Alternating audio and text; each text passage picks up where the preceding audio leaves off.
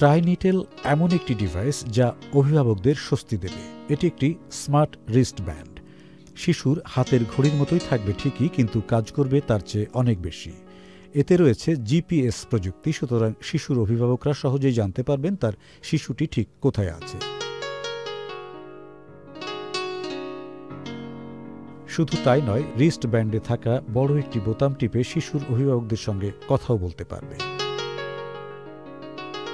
এজন্য শিশুদের শুধু মুখে বলতে হবে সে কার সঙ্গে কথা বলতে চায়, কেননা রিস্ট ব্যান্ডটিতে রয়েছে ভয়েস রিকগনিশন প্রযুক্তি। সুইডেনের ম্যাটসন ডিভাইসটি বাজারে এনেছে। সুখবর প্রতিদিন।